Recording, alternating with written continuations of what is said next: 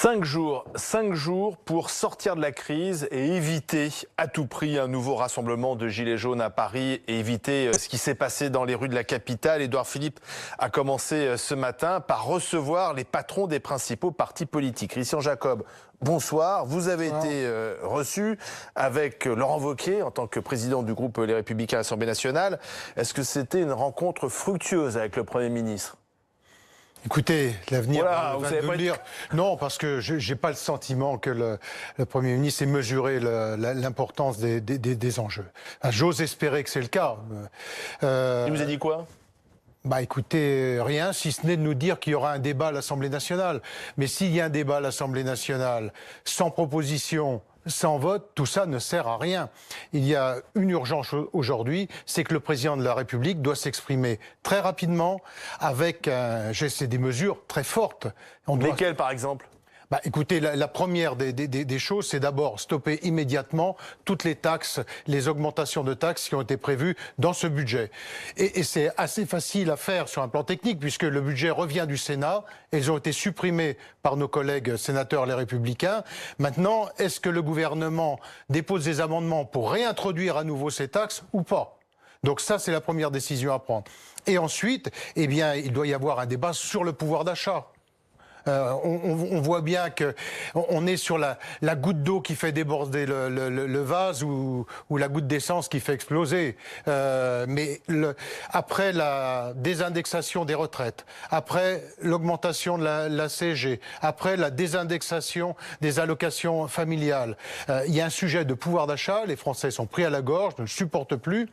Nous demandons à ce qu'il y ait qu'on revienne sur la modification, le changement de trajectoire de la taxe carbone. Ils ont multiplié par 3 l'augmentation des taxes. Il faut revenir là-dessus immédiatement et on propose que ce soit les Français qui le tranchent. C'est la raison pour laquelle... Un référendum. Le référendum. Mais on peut faire un référendum sur des mesures économiques ? Oui, d'abord c'est prévu dans la Constitution. Si on fait le référendum. Mais ce serait quoi alors ? Ce serait quoi la question du référendum ? La question du référendum, c'est de remettre en cause l'augmentation de la trajectoire carbone, qui se traduit par 45 milliards de prélèvements supplémentaires d'ici la fin du quinquennat. Vous n'avez pas besoin de poser la question aux Français. On voit bien que les Français disent non, puisque les Français soutiennent les gilets jaunes dans les sondages. Oui, mais pas besoin de référendum. Oui. Écoutez, c'est toujours mieux si les choses sont tranchées clairement. Cette mesure, elle n'était pas prévue dans le programme de M. Macron. Aujourd'hui, on est sorti avec effectivement cette explosion de l'augmentation des taxes. Eh bien, faisons-le trancher. Édouard Philippe devrait annoncer un geste d'ouverture fort dans les prochains jours. C'est ce que dit un des ministres du gouvernement. Oui, écoutez, moi, les ministres parlent, mais ne savent pas grand-chose. On a bien vu.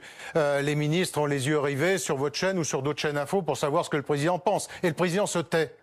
Le président de la République... Il aurait dû parler, là, aujourd'hui Écoutez, après ce qui s'est passé ce week-end, le président de la République doit prendre une décision forte, c'est-à-dire reconnaître l'erreur qui est de continuer ce matraquage fiscal, dire « je vous entends, mais ne rien changer ». On a un Premier ministre qui est là, qui dit « mais moi j'écoute tout le monde ». Ah oui, il écoute tout le monde, il ne change sur rien. Il est droit dans ses bottes. Mais s'il continue comme ça, il nous emmène où ? Où est-ce qu'ils sont en train d'emmener le pays ? Vous avez peur de ce qui se passe, là ? Écoutez, ils ont réussi en 18 mois à mettre le pays dans un état d'insurrection. C'est ça la réalité.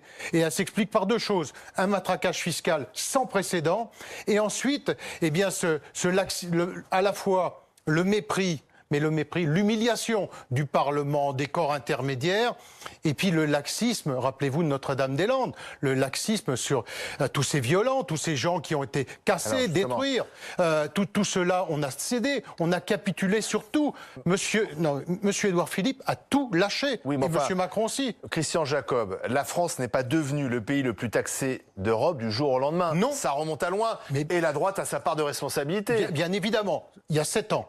Nous ne sommes plus au pouvoir, je vous le rappelle. Mais les impôts commençaient à fortement augmenter sous Sarkozy. 2008, il y a une crise avec des mesures temporaires qui ont été prises. Et d'ailleurs, je vous rappelle, vous savez, si vous faites référence à Nicolas Sarkozy, il y a des éléments qui sont importants à avoir en mémoire. Quelle était la première décision de Nicolas Sarkozy lorsqu'il devient président de la République ? La loi TEPA, qui a permis de redonner du pouvoir d'achat à 8 millions de salariés avec les heures supplémentaires. La première décision de François Hollande, c'était de supprimer tout cela. Et la première décision de M. Macron, quelle est-elle ? Elle est de désigner les élus à la vindicte populaire.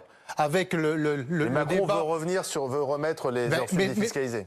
Non, non, pas du tout, absolument pas. Attendez, ça c'est du baratin. La réalité, c'est que nous l'avons proposé, il le refuse. Parce qu'il refuse l'exonération des taxes, il refuse la défiscalisation. Donc c'est une mesure qui n'a pas de sens. Mais sa première décision, c'est d'interdire aux maires de siéger à l'Assemblée nationale. Comme si c'était ça l'urgence lorsqu'on devient président de la République. Pour revenir sur ces images et ces violences et ces images d'insurrection finalement dans les rues de la capitale samedi, est-ce que vous croyez que Christophe Castaner, le ministre de l'Intérieur, qui sera d'ailleurs auditionné ce soir par la commission des lois de l'Assemblée nationale, a été à la hauteur? Alors justement, est-ce que Christophe Castaner doit s'expliquer? A-t-il été à la hauteur? Non, ils n'ont pas été à la hauteur. Mais la réponse ne peut pas être que d'ordre sécuritaire. Il doit y avoir une réponse sur le pouvoir d'achat et également sur la sécurité. D'imaginer, mais il faut ne jamais avoir participé à une manifestation, pour imaginer qu'on va parquer les manifestants dans une fan zone. Ils venaient pas regarder un écran géant.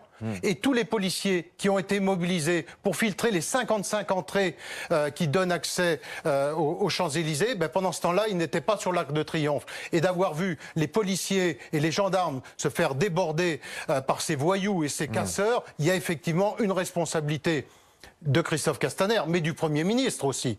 Parce que le Premier ministre, on l'a vu, vouloir donner l'image qu'il prenait en main les questions de sécurité dès samedi matin. Donc ce soir, la commission des lois, vous interrogez Christophe Castaner là-dessus? Il sera interrogé là-dessus, mais je vous dis la réponse. Il y a un sujet de sécurité, parce que Édouard Philippe et M. Macron ont tout lâché devant les casseurs à Notre-Dame-des-Landes, et ils ont laissé un sentiment d'impunité. Ensuite, une incapacité à organiser les choses sur cette manifestation, mais la réponse, elle ne doit pas être que sur ce champ-là. Il doit y avoir une réponse immédiate sur l'arrêt des taxes au 1er janvier. Le 1er janvier ne doit pas se traduire par une augmentation des taxes de quelque nature qu'elle soit. Merci Christian Jacob. Alors